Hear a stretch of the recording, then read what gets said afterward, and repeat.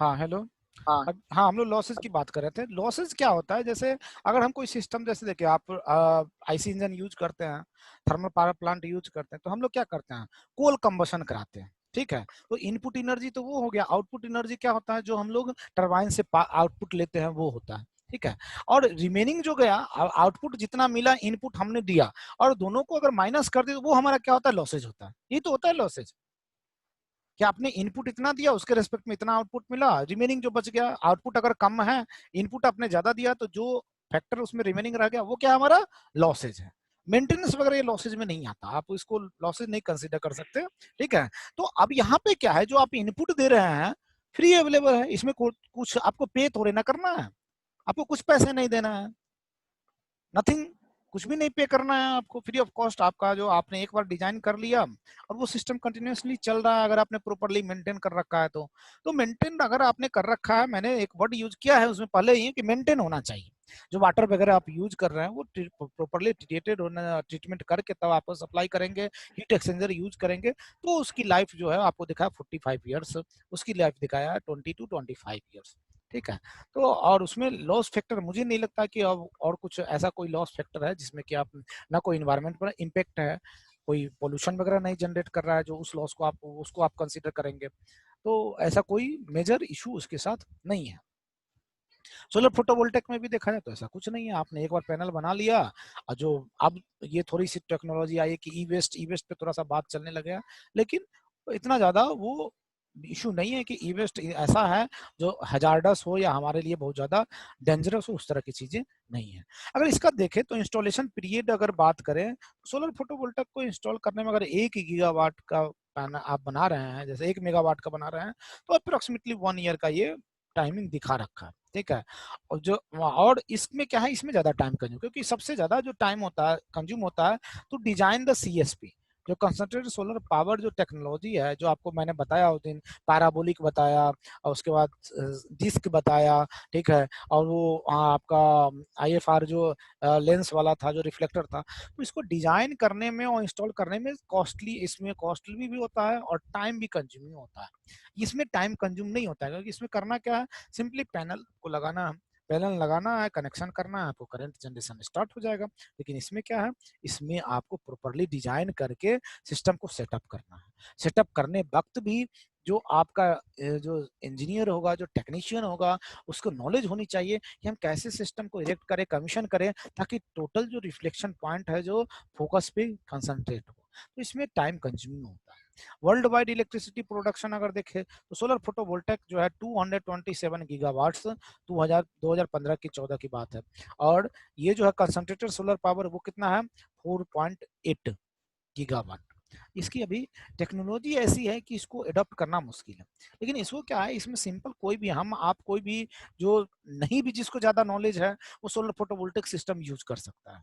लेकिन इसमें क्या है, जो कंसंट्रेटेड सोलर पावर है उसको हर इंसान नहीं डिजाइन कर सकता, हर इंसान नहीं यूज कर सकता है।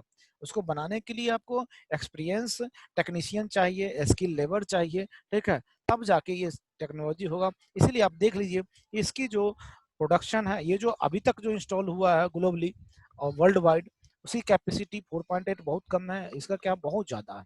ठीक है, और अभी तो और ज्यादा ये जो बढ़ गया, ज्यादा हो गया है, ये बहुत ज्यादा हो गया है। तो अभी आप देखेंगे तो बहुत ज्यादा है, अगर आप गूगल में सर्च कर लीजिए कि global world wide electricity production by solar photovoltaic system, आपको पता चल जाएंगे, और बाय सीएसपी। लेकिन ये इसी रेशियो से बढ़ा होगा, ऐसा नहीं है कि ये बहुत ज्यादा बढ़ गया होगा। अगर ये बढ़ा होगा तो ये उसके रेस्पेक्ट में दो बहुत ज्यादा बढ़ा होगा, ये वाला टेक्नोलॉजी, क्योंकि ये सिंपल टेक्नोलॉजी है, इसको अडॉप्ट करने में इंसान को प्रॉब्लम नहीं है, लेकिन उसके अडॉप्ट करने में दिक्कत है। ठीक है, अब इसमें क्या है, आप देखें कि advantage, advantage over competitive technology क्या क्या है। Heat storage option, electricity supply after sunset, ये किसकी बात हो रही है, ये हो रहा है कंसंट्रेटेड सोलर पावर की बात हो रही है। जो आपका हीट एनर्जी आ रहा है, आप उस हीट को आप स्टोर कर सकते हैं। जैसे आपने देखा था कि जो आपने टैंक लगा बना लिया, उसको स्टोर कर सकते हैं, या फिर मैंने आपको ये बताया था कि स्टोन को वार्म अप करके, आपने कभी डिस्कवरी देखा होगा, डिस्कवरी अगर देखा होगा तो मैन वर्सेस वाइल्ड जो आता है, उसको पानी पीने का अगर कहीं जाता है, अगर उसे पानी पीने के लिए नहीं शुद्ध मिल रहा है तो क्या करता है, वो नाले नदी से पानी लेता है और फिर क्या करता है, आग जलाता है। आग जलाने के बाद उसमें क्या करता है, एक छोटा सा या बड़ा सा पत्थर डाल देता है। पत्थर जब वार्म अप हो जाता है तो उसको क्या करता है, फिर उस वाटर में डाल देता है। वाटर में डालने के बाद क्या होता है, वाटर के जितने भी जर्म्स वगैरह होते हैं वो हीट की वजह से वो स्टोन से क्या होता है, हीट उसमें चला जाता है और वो फिर उस पानी को पी लेता है और बोलता है कि ये प्योर वाटर है। तो सेम वही टेक्नोलॉजी यूज हो रहा है, जो स्टोन वगैरह होता है उसको वार्म अप करके रख लिया जाता है। जैसे वहां पे फर्नेस में जो आग जलाया उसमें गर्म किया है, यहाँ पे क्या क्या सन से जो एनर्जी आया है उसको वार्म अप करके उसको गर्म करके स्टोर करके रख लिया जाता है और उसको यूटिलाइज करते हैं। थोड़ा सा टिपिकल टेक्नोलॉजी है, इतना माने इफिशिएंट नहीं है, बट ये है ना कि फ्री में अगर मिल रहा है तो भाई चलो ठीक है, वो चीजें है। प्रोसेस हीट जनरेशन, जो आप प्रोसेस हीटिंग की बात करते हैं, जो को जनरेशन का केस होता है जो मैंने आपको समझाया था, उसमें ही आप यूज कर सकते हैं। जैसे कि आपको इंडस्ट्री वगैरह में, जो टेक्सटाइल इंडस्ट्री में डाई के लिए वगैरह, इसके लिए आपको हॉट वाटर की रिक्वायरमेंट है तो उसको यूज कर सकते हैं। आपको अगर कोई सेक्शन ऐसा है जहाँ पे आपको ज्यादा इंडस्ट्री में हीट की रिक्वायरमेंट है तो प्रोसेस हीटिंग के लिए जो को जनरेशन प्रोसेस है, पावर भी जनरेट होगा उसी समय सेम टाइम पे ये आपको प्रोसेस हीटिंग भी करेगा, वो कर सकते हैं। हाइब्रिड ऑप्शन, आप इसको पावर और कोजनरेशन दोनों कर सकते हैं या फिर डीजल के साथ भी इसको टाई अप करें। Good for high temperature region, जहाँ पे आपका ज्यादा टेम्परेचर है वहाँ के लिए ये थर्मल टेक्नोलॉजी बेटर है, बट पीबी टेक्नोलॉजी बेटर नहीं है हाई टेम्परेचर के लिए। Predictable and reliable power, less variables, इसमें वेरिएबिलिटी ज़्यादा नहीं होती है। Water distillation along with the electricity generation, जो आप वाटर डिस्टिलेशन का प्रोसेस देखे थे, वाटर डिस्टिलेशन भी हो सकता है और इलेक्ट्रिक भी जनरेट हो सकता है। जो इसके ये सारे चीजें एडवांटेज है over competitive technology PB and wind के कंपेयर में, जो इसकी टेक्नोलॉजी पे जो एडवांटेज है। अदर बेनिफिट्स क्या, कार्बन एमिशन रिडक्शन, वो तो पीबी में भी होता था। तो कार्बन एमिशन रिडक्शन है, ये कहलाता है clean discharge, clean discharge machining benefit या इस तरह का कुछ है, सीडीएम। सीडीएम वही है, माने क्लीन एयर के संदर्भ में कुछ है कि सीडीएम इन सोलर।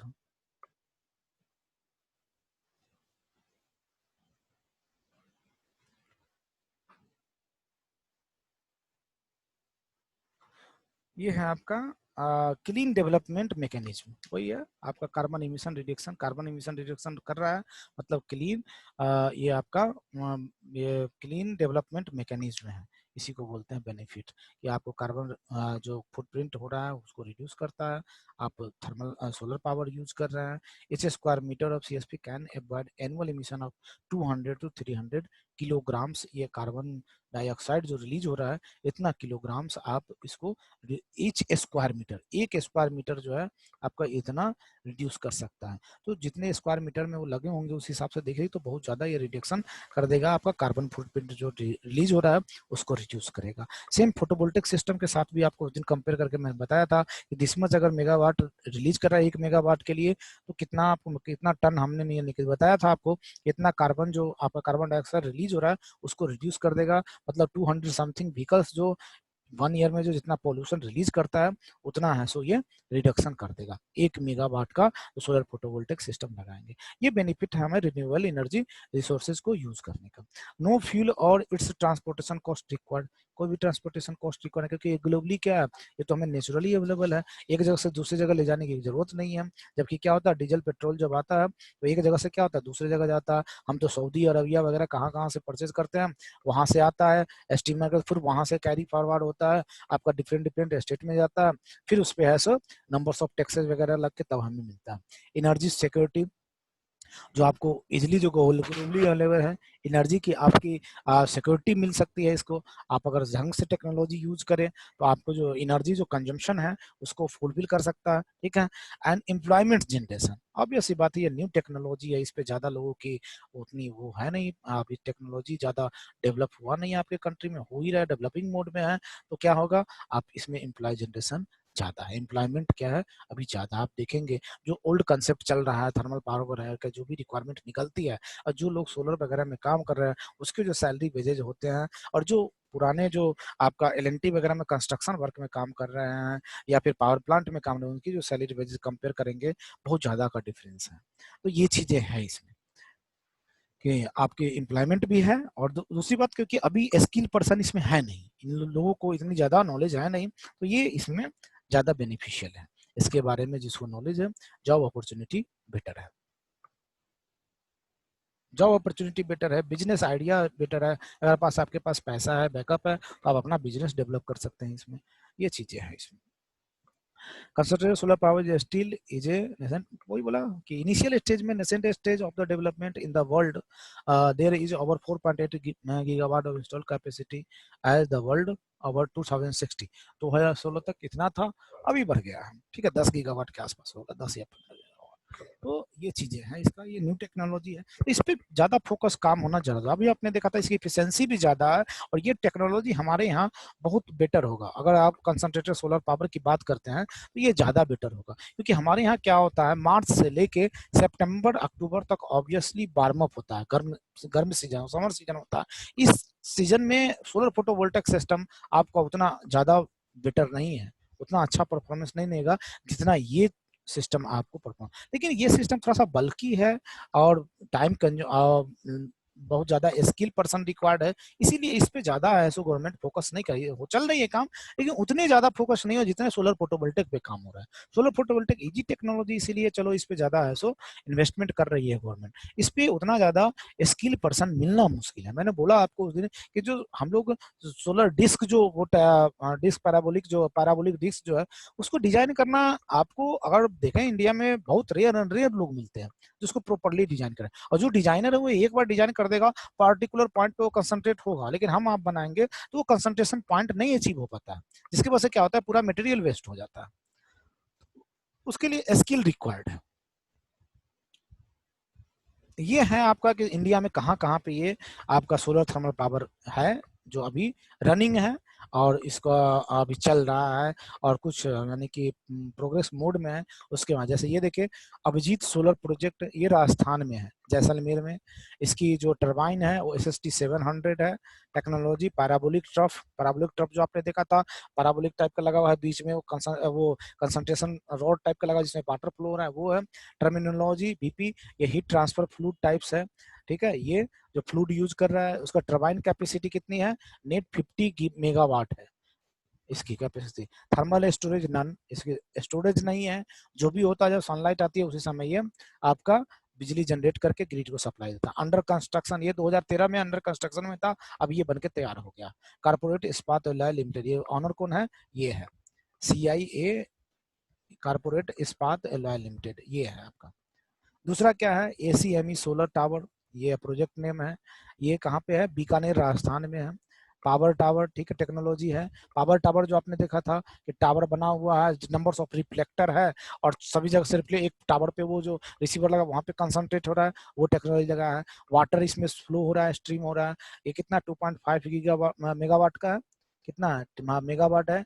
उसके बाद थर्मल स्टोरेज नन, इसमें भी कोई स्टोरेज नहीं है, ऑपरेशनल 2011 से ऑपरेशनल है ये, ठीक है। उसके बाद ये है धुरसार, धुरसार ये राजस्थान में ही पड़ रहा है। अब राजस्थान के बारे में बताया कि वहां पे बहुत ज्यादा है, सो सनलाइट जो पड़ रहा है, इरेडिएशन, डायरेक्ट इरेडिएशन ज्यादा आ रहा है, इसलिए ज्यादातर आप ये देखिए, राजस्थान गुजरात, राजस्थान गुजरात, ये आंध्र प्रदेश, ये आपका राजस्थान, MP आंध्र प्रदेश, गुजरात और राजस्थान, ये प्लेस जो है, यहाँ पे डायरेक्ट इरेडिएशन जो है वो ज्यादा है। अब ये देखिए, national solar thermal power facility, ये गुड़गांव में अभी बना है, ठीक है। पैराबोलिक ट्रफ टाइप का है। टर्मिनोलॉजी, नेट 1 गीगावाट का है। उसके बाद ऑपरेशन 2012 से, ये किसका है, IIT बॉम्बे का ये प्रोजेक्ट है, IIT बॉम्बे ने ये लगाया है, IIT बॉम्बे वाले का है, ठीक है। उसके बाद India one solar thermal power, Abu road Rajasthan. ये पाराबोलिडल रिफ्लेक्टर, पाराबोलिक टाइप का जो रिफ्लेक्टर होता है वो, इसमें वाटर यूज होता है, 1 मेगावाट का है। ये क्या है, थर्मल स्टोरेज, इसमें स्टोरेज है। ये 16 आवर का स्टोरेज टैंक बना रखा है जिसमें ये स्टोरेज करते हैं स्टीम को। उसका अंदर कंस्ट्रक्शन 11 में था, ये अब रनिंग में है, ठीक है। तो ये ऑनर कौन है, WRST, ये है ऑनर उसका है। तो इस तरह से ये जो आपके इंडिया में कौन कौन सा ये सोलर थर्मल पावर टेक्नोलॉजी जहाँ कहाँ पे यूज हो रहा है, और क्या क्या कितनी कैपेसिटी है, तो वो दिखा रखा है। अगर सबको आप ये जोड़ेंगे तो आपको पता चल जाएगा कितना गीगावाट या मेगावाट में कैपेसिटी है। अभी जो ये है 2015-16 की डेटा है, अभी और भी इसमें ग्रो हो गया होगा, और भी चीजें बढ़ाए तो आप साइट पे डालेंगे, ये बस ये हेडिंग डालिए, ये वाली list of solar thermal power in India आपको मिल जाएंगे कि अभी प्रेजेंट का स्टेटस क्या है।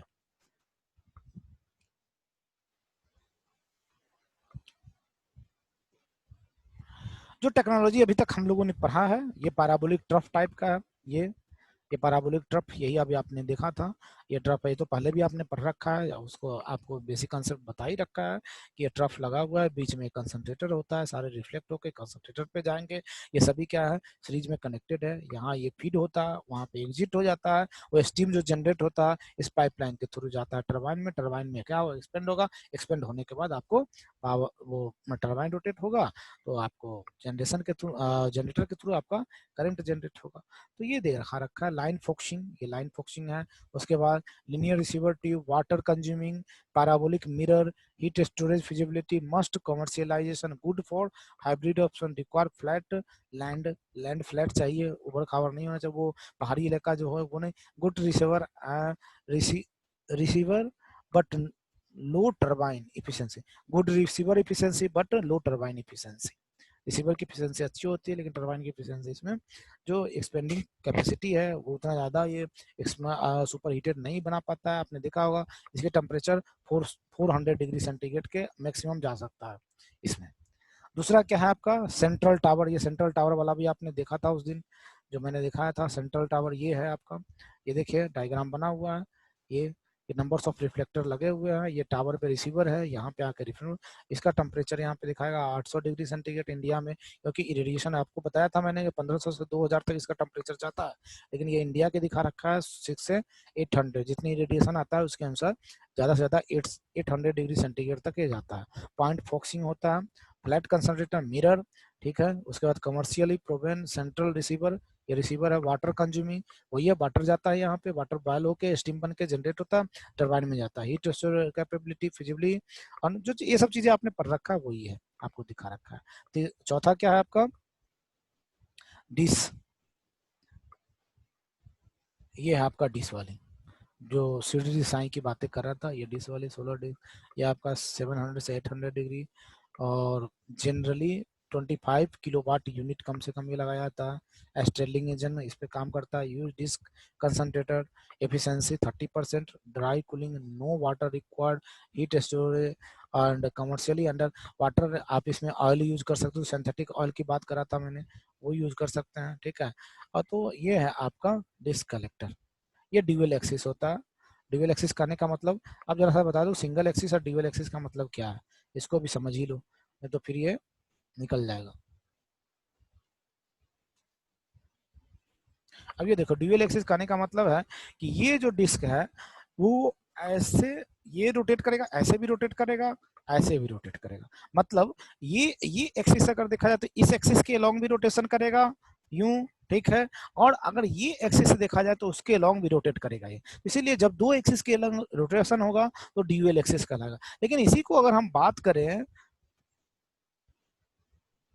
पैराबोलिक ट्रफ की बात करें तो ये सिंगल एक्सिस रोटेशन है। आप ये देखिए ऐसे ही रोटेट करेगा, एक ही एक्सिस, ये ऐसे नहीं रोटेट करेगा, ये सिंगल एक्सिस कहलाता है, ठीक है। तो ये है ड्यूअल एक्सिस और सिंगल एक्सिस का मतलब। ये है आपका फ्रेंसनल रिफ्लेक्टर, जो ये आप देख रहे हैं फ्रेंसनल, यहाँ पे रिफ्लेक्टर, ये आपका रिसीवर है, ये रिफ्लेक्टर है। ये सारे रिफ्लेक्ट होकर यहाँ पे कंसंट्रेट हो गए और इसमें फिर वाटर सप्लाई करके या वर्किंग लिक्विड सप्लाई करके आप पावर जनरेट कर सकते हैं। तो ये है जो टेक्नोलॉजी यूज होते हैं। ये आपका national thermal power testing research and simulation facility 1 megawatt का सोलर पावर प्लांट है ये, जो लगा हुआ है आपके इंडिया में, ठीक है।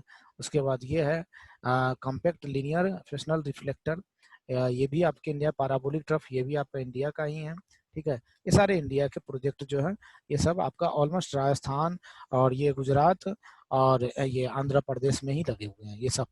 ये सारे जो टेक्नोलॉजी आप देख रहे हैं ये है आपका प्रोसेस फ्लो डिजाइन कि कैसे पावर प्लांट में काम करता है। ये पहले भी हमने डिस्कस कर रखा है। ये आपका सोलर फील्ड ऑयल है, ठीक है। इसके बाद ये स्टोरेज टैंक है, ये आपका बॉयलर है, जहाँ पे ये बॉयलर, ये आपका इकोनाइजर है।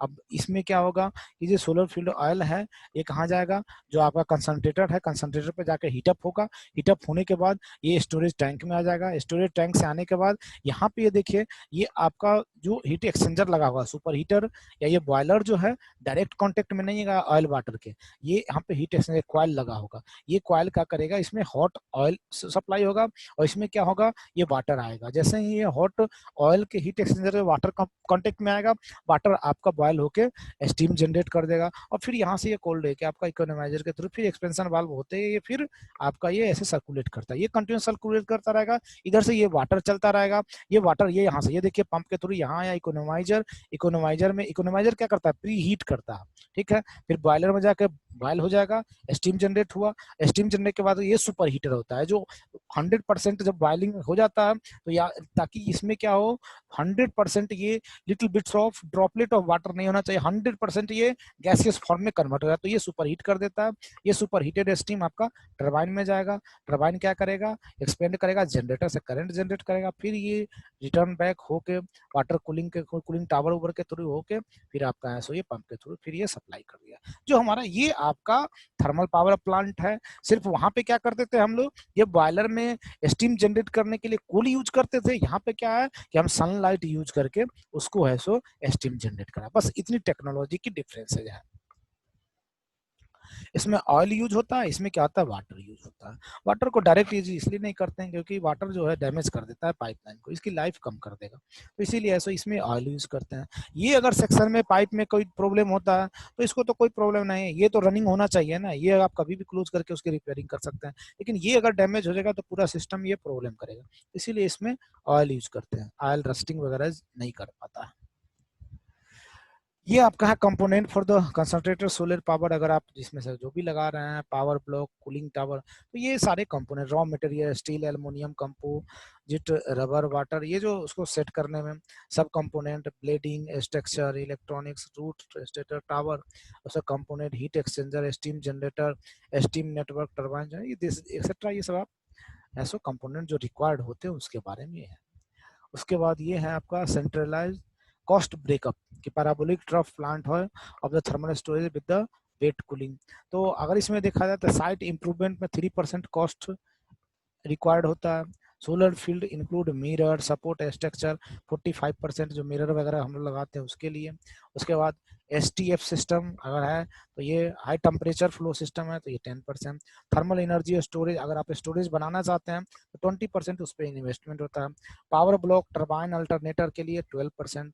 उसके बाद EPCM cost including professional services. EPCM क्या होता है, इरेक्शन पावर कमीशनिंग करके जो होता है, जो LNT वगैरह करती है कि सिस्टम को इरेक्शन कमीशनिंग करना है, सारा मटेरियल आपके पास है, वो क्या करेगी, आएगी और आपके सिस्टम को इंस्टॉल करके जाएगी, तो वो 3% है उस पर कंटिजेंसी, माने कि ये सब चीजें एक्स्ट्रा, ये 7%। ये है आपका इन्वेस्टमेंट इस तरह के प्रोजेक्ट को लगाने के लिए।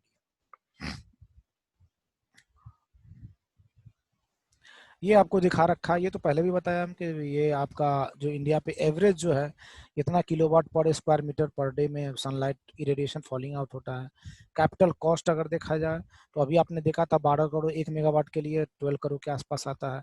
लैंड रिक्वायर्ड, ये भी आपको पहले दिखाया था। जनरेशन पोटेंशियल, अगर पर स्क्वायर किलोमीटर की बात करें तो जनरेशन कैपेसिटी कितना होगा, 25 से 35 मेगावाट का। 1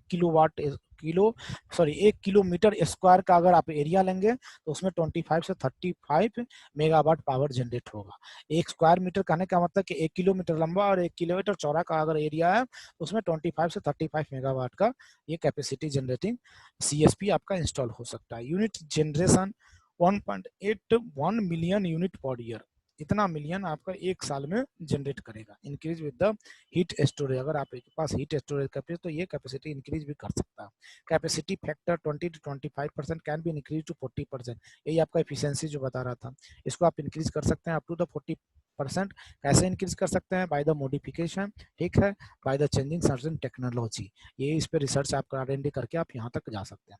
लाइफ स्पेन 40 ईयर होता है, आपने उसमें भी देखा था, जबकि आपका वो जो है सोलर फोटोवोल्टेक का 2025। पे बैक पीरियड 4 से 5 साल 5 साल के आसपास में आपका इसका रिटर्न बैक आएगा, depend on the tariff, subsidy and incentive. ये 12 साल तक भी जा सकता है कि डिपेंडिंग ऑन कि जो आप ये जो फैक्टर जो यूज हो रहा है, ये जो अप्लाई हो रहा है उसके बेस पे। इंस्टॉलेशन पीरियड 2 से 3 साल, ये पहले भी बता रखा है आपको। वर्किंग कौन सा साइकिल, सिंपल जो हमारा पावर प्लांट काम करता है रैंकान साइकिल पे, उस पर काम करेगा, ब्रेटन साइकिल पे काम करेगा एंड स्टर्लिंग साइकिल पे करेगा। मुझे उम्मीद है कि आपने रैंकान साइकिल, ब्रेटन साइकिल और स्टर्लिंग साइकिल सब आप पढ़ रखे हैं। सेकेंड ईयर में आपने पावर प्लांट पढ़ा है तो उसमें Rankine cycle, Brayton cycle, Stirling cycle सारे हैं। आईसी इंजन में भी पढ़ा तो स्टर्लिंग साइकिल आपने पढ़ा ही होगा। ये देखिए आपका ये दिखा रखा है कि आपका जो जनरल पावर प्लांट होता है उसका ये टेक्नोलॉजी दिखा रखा है, कैसे यूज होता है। तो ये है आपका रैंकान साइकिल। इसको दिखाने की मुझे नहीं लगता कि ज़रूरत है आपको, आप जानते हैं। हीट स्टोरेज ऑप्शन, क्या क्या टेक्नोलॉजी हमें हीट स्टोरेज के लिए यूज कर सकते हैं। ये देखिए मोल्टेन साल्ट, जो फेज चेंज मटेरियल होता है वो यूज कर सकते हैं। Phase change molten must accepted research going for the single tank storage with 2 section. Molten salt ऐसा साल्ट होता है कि जब वो हीट उसमें मिलेगा तो क्या हो जाएगा, मिल्टेड हो जाएगा। आवाज नहीं आ रही सर। हेलो हेलो, हाँ सर अब आ रही है। अच्छा, मोल्टेन साल्ट क्या होता है कि ऐसा साल्ट अगर उसमें हीट जब सप्लाई करेंगे ना तो वो मेल्ट हो जाएगा। मेल्ट होने के बाद वो लिक्विड में कन्वर्ट हो जाएगा, और जैसे ही हमें टेम्परेचर डाउन होगा इन्वायरमेंट का, वो क्या होगा, वो अपना हीट रिलीज कर देगा और फिर क्या होगा, वो सोलिडिफाई हो जाएगा, सॉल्ट में कन्वर्ट हो जाएगा। तो ऐसा मटेरियल आप यूज कर सकते हैं। फेज चेंज मटेरियल होता है पारा वैक्सीन वगैरह, उसको आप यूज कर सकते हैं। जब उसमें हीट सप्लाई होगा तो जैसे हमारा मोमबत्ती जो होता है कि जैसे आप बर्निंग करें, हीट मिला तो क्या हो गया, मेल्ट हो गया, लिक्विड फॉर्म में आ गया, और फिर जब उससे हीट निकलेगा तो फिर क्या हो जाएगा, वो सॉलिड फॉर्म में चला जाएगा। तो इस तरह से आप स्टीम एक्यूमुलेटर होता है, लेस ड्यूरेशन लार्ज एरिया, आप स्टीम को एक्यूमुलेट करने का, जैसे टैंक वगैरह स्टोरेज टैंक देखते हैं उस तरह की चीजें बन सकता है इसमें। कंक्रीट मटेरियल जो मैं स्टोन की बात कर रहा था उस पर भी, उसको भी आप स्टोर कर सकते हैं, बट मोस्ट इफेक्टिव नहीं है कंक्रीट वाला। आपका ये मोल्टेन साल्ट और phase change material most effective, but phase change material की कॉस्टिंग है, कॉस्ट ज़्यादा है इसका।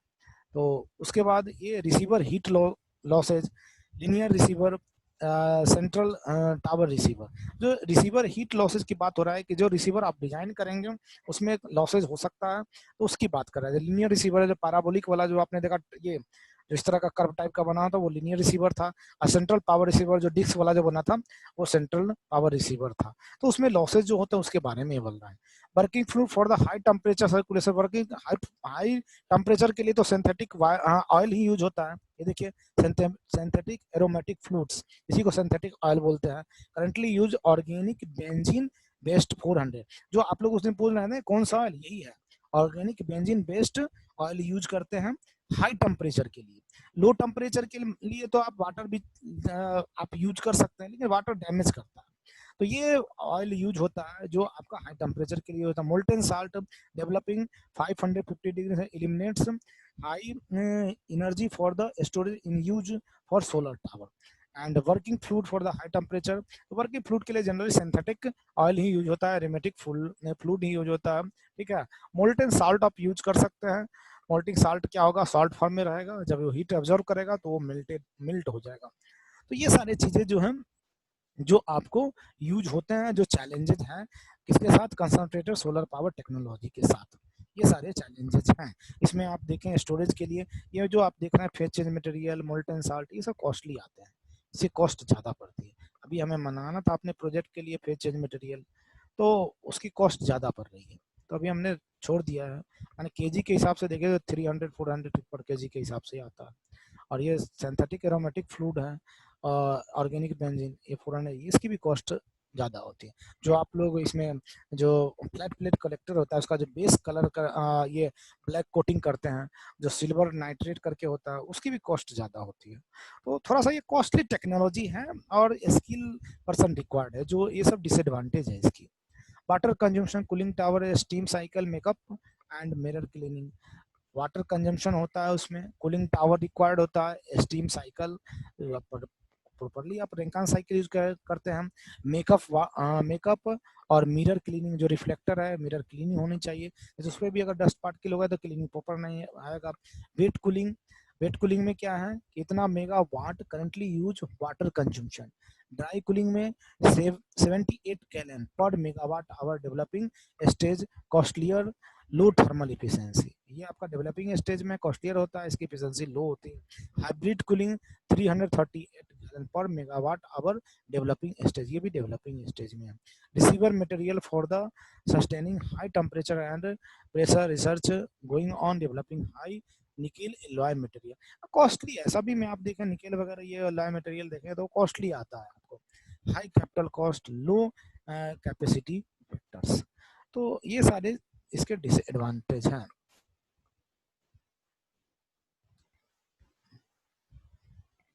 अब आज के लिए आप रहने दीजिए, क्योंकि अब सेशन ऑलरेडी ये ऑफ हो जाएगा, क्योंकि अब ये इसमें ऐसा ज़्यादा बचा नहीं है, 2-4 स्लाइड बचा है, तो इसको समाप्ति कर लेते हैं। चलो, यूटिलिटी एंड कमर्शियल स्केल। अब ये डोमेस्टिक स्मॉल स्केल पे देखें तो electricity generation, stand alone, grid project, hybrid project. क्या क्या टेक्नोलॉजी आप यूज कर सकते हैं, आप सिंगल आप अपना इंडिविजुअल बना सकते हैं, ग्रिड के साथ प्रोजेक्ट बना सकते हैं, ग्रिड प्रोजेक्ट भी बना सकते हैं, हाइब्रिड प्रोजेक्ट, हाइब्रिड करने का मतलब ग्रिड और जनरेटर हाइब्रिड थिंग उसमें इंक्लूडेड हो, आप कंबाइन करके बना सकते हैं। ठीक है, इंडस्ट्रियल प्रोसेस के लिए बॉइलिंग के लिए आप यूज कर सकते हैं, मेल्टिंग के लिए, sterilising, cooling system and water distillation के लिए आप ये technology, solar thermal technology use कर सकते हैं। उसका डोमेस्टिक स्मॉल स्केल पे अगर देखा जाए तो हॉट वाटर कलेक्टर, जो हमें ठंडी के दिनों में वाटर की रिक्वायरमेंट होती है हॉट वाटर की, उसके लिए यूज कर सकते हैं। उसके बाद solar heating, ventilation, air conditioning technology, उसके लिए यूज कर सकते हैं। आपने देखा अभी कि जो वाइपर ऑब्जर्वेशन सिस्टम था वो हमारा यूज होता है, जो बड़ा बड़ा कोल्ड स्टोरेज होता है वहाँ पे वाइपर ऑब्जर्वेशन सिस्टम ही यूज होता है, तो उसमें आप ये टेक्नोलॉजी यूज कर सकते हैं। सोलर स्टीम कुकिंग, जो आप सोलर कुकर की बात करते हैं, जो स्टीम कुकिंग की होता है, जो सिद्धि साई की मैं एग्जांपल दे रहा था, उसमें आप ये यूज कर सकते हैं। सोलर ओवन और कुकर, जो सोलर ओवन होता है, जो आप इंडक्शन कुकर की बात, इंडक्शन चूल्हे की बात कर रहे हैं, आप सोलर ओवन भी बना सकते हैं। सारा रिफ्लेक्टर जहाँ पे कंसंट्रेट हो रहा है वो आपका एज ए ओवन की तरह काम करेगा। आपने देखना वीडियो यूट्यूब पे पड़ा हुआ है, कई लोग ऐसे पकौड़े वगैरह छान रहे हैं वो सोलर ओवन बना के, तो उसको आप यूज कर सकते हैं। सोलर फूड ड्रायर, जैसे हमारे यहाँ ग्रीन वगैरह गेहूं वगैरह होता है, तो उसको क्या क्या आता है, पहले सुखाया जाता है, उसके बाद ऐसे उसकी पिसाई वगैरह होके वो बनता है, तो उसको ड्राई करने में भी हम लोग इसको यूज कर सकते हैं। ये है development measures, tax credit, rebate, low interest loan for the long tenure. जो आपको अगर ये सब क्या क्या है जिसकी बेनिफिशियल आपको मिलेगी, टैक्स रिबेट मिलता है इसमें। अगर सोलर टेक्नोलॉजी पे कोई भी आप रिन्यूएबल एनर्जी सोर्सेज पे काम कर रहे हैं, आपने इन्वेस्टमेंट किया है, तो गवर्नमेंट पे टैक्स जो देना पड़ता है वो उस पे आपको रिबेट मिलेगी। लो इंटरेस्ट रेट पे आपको लोन मिल जाएगा। On site resource assessment station, reliable resource database, setting up demonstration project on engineering technology, combining concentrated solar power with existing conventional project, जो भी प्रोजेक्ट एग्जिस्ट है उसके साथ आप कंबाइन कर सकते हैं। R&D इन मेजर चैलेंज एरिया, R&D अभी इस पे बहुत ज़्यादा चल रहा है। अभी आपको बताया कि बहुत ज़्यादा स्किल पर्सन इसमें रिक्वायर्ड होता है, तो इसलिए इस पे आप R&D चल रहा है। जो भी आपने देखा ऑयल वगैरह यूज कर रहे हैं, जो बेंजीन आपने देखा, बेंजीन कंटेन ऑयल वगैरह, ये सब कॉस्टलियर है। जो मटेरियल हम लोग स्टोरेज, सबसे मेजर इशू है स्टोरेज कैपेसिटी का, उस पे ये सब पे अभी रिसर्च चल रहा है। Promote domestic manufacturing, cheaper equipment cost for the developer, government land allotment, government आपको अगर ये आप सेटअप लगाना चाहते हैं तो गवर्नमेंट खुद आपको लैंड अलॉटमेंट करके देगी। These are the outcomes of the today lecture and this is the last and आज का टॉपिक इन आज का टॉपिक क्या आपका सोलर थर्मल पावर जो है टेक्नोलॉजी ऑलरेडी समाप्त हो चुका है। थोड़ा सा हम लोग देखेंगे उसको, एक और स्लाइड है, 4-5 स्लाइड है और ओवरव्यू है, उसको हम लोग देखेंगे नेक्स्ट क्लास यानी कि कल देखेंगे। और कल के बाद परसों या संडे को जो ये प्रेरित अग्रवाल है उनका एक सेशन रखेंगे 1.5-2 घंटे का। वो अपने इंडस्ट्री में जो भी काम करते हैं, जो सोलर फोटोवोल्टिक पे वो काम करते हैं, क्या क्या चैलेंजेस हो रहा है क्या नहीं हो रहा है, मैं उनसे बातें करूंगा। वो संडे को कंफर्टेबल होंगे या सैटरडे को कंफर्टेबल होंगे, जैसा होगा वैसा मैं आपको बता दूंगा। और हो सकता है कि संडे को वो सेशन रखें, तो उस दिन है सो 1 या 1.5 घंटे का उनका सेशन रखेंगे। वो आपको वीडियो फोटो सब शेयर करेंगे, जो भी साइट पे वो काम करते हैं, क्या क्या प्रॉब्लम होती है, क्या चैलेंजेस होते हैं, कैसे वो उसको सॉर्ट आउट करते हैं, ये सब चीज़ें वो डिस्कस करेंगे। ठीक है। तो ताकि आपको इंडस्ट्रियल पॉइंट ऑफ व्यू से एक कवर भी मिल जाए। अभी तक आपने थ्योरेटिकली चीजें देखा, जो भी चीजें था उसको आपने देखा, अब थोड़ा सा इंडस्ट्रियल पॉइंट ऑफ व्यू से भी आप देख लेंगे तो एक कॉन्फिडेंस लेवल आपका बिल्डअप हो जाएगा इन फील्डों में। और फ्यूचर में आप चाहें तो अच्छे प्रोजेक्ट कर सकते हैं, आप फ्यूचर में अपना चाहें तो बिजनेस सेटअप कर सकते हैं, इन फ्यूचर आप चाहें तो इस फील्ड में अपने लिए जॉब भी सर्च कर सकते हैं। इतनी आपकी नॉलेज बूस्टअप हो चुकी है कि आप इसमें कुछ भी काम करने को कर सकते हैं। ठीक है, मुझे और कुछ नहीं तो अपने मैकेनिकल वाले जो बच्चों को मैं अगर रहूंगा, अगर मैं कराऊंगा कॉलेज में, तो कम से कम 3-4 प्रोजेक्ट आप लोग से चाहिए सोलर से, जो अच्छे प्रोजेक्ट हो। ठीक है, हाँ जी, सुन भी रहे हो कि बस हो गए सबके सब? हाँ सर, सुन रहे सर। Yes sir. मुझे तो लगा सबके सब सो गए हैं, कुछ सुना ही नहीं दे रहा, कुछ रिप्लाई ही नहीं आ रहा। नहीं सर, माइक ऑफ नहीं सर, सुन माइक ऑफ है। कुछ क्वेश्चन है तो पूछो, अदरवाइज फिर आज का सेशन ऑफ करते हैं। मंडे से आपका वो पीबीसी से स्टार्ट करेंगे हम। नए बच्चों का मंडे से ये स्टार्ट हो जाएगा आपका फोटोवोल्टेक। मंडे के बाद कोई भी बच्चे नई न्यू ज्वाइन करेंगे मंडे तक, यानी कि संडे इवनिंग तक ज्वाइन कर सकते हैं। मंडे से नए बच्चों का फोटोवोल्टेक स्टार्ट हो जाएगा और आप लोग का सोलर फोटोवोल्ट ये पीवी स्टार्ट होगा। पीवी जब स्टार्ट होगा तो आपको मैं आधे घंटे के लिए सेशन लूंगा 9:30 बजे से 10 बजे तक। जो पुराने बच्चे हैं जिनका बैच पहले से चल रहा है, कैसे कैसे लेना है सेक्शन वो मैं आपको बताऊंगा। तब तक आप प्रैक्टिस करेंगे, जब तक इनका 2 घंटे का सेशन चलेगा, 1.5 घंटे का। फिर जब इनका सेशन स्टार्ट होगा तब फिर आप ऑनलाइन आएंगे। आपको जो प्रॉब्लम फेस होगा वो आप मेरे से डिस्कस करेंगे, फिर मैं उसका सोल्यूशन बताऊंगा। ठीक है, जी सर। पीबीसिस्ट सॉफ्टवेयर जिसके पास लैपटॉप है वो सभी लोग इंस्टॉल कर लें अपने लैपटॉप में। लेटेस्ट वर्जन जो होगा वो आप कीजिएगा। लैपटॉप ही नहीं है तो कोई बात नहीं, तब तो आप देखिएगा, वो वीडियो बना रहेगा, उसके वीडियो के हेल्प से आप इन द फ्यूचर आप प्रैक्टिस कीजिएगा, क्योंकि वो प्रैक्टिस की चीजें हैं। ठीक है, जिसके पास है, जिसके घर में है, डेस्कटॉप है, लैपटॉप है, उसमें आप इंस्टॉल कर लीजिएगा तो आपको बेनिफिशियल होगा। क्योंकि एट द टाइम पे आप सेम टाइम पे प्रैक्टिस करेंगे तो उस समय ज्यादा आपको क्यूरियोसिटी रहेगी क्वेश्चन पूछने का। लेकिन जब एक बार जब वो ऑफ हो जाएगा ना, वीडियो रहेगा, अच्छा सर देखेंगे, करेंगे, सोचेंगे, तो वो वाली बात हो जाएगी। सभी लोगों ने रोल नंबर डाल दिया है चैट हाउस में? नहीं डाला है तो अभी भी डाल दो। ठीक है, चलो। जी इसका रिपोर्ट कैसे बनाना है?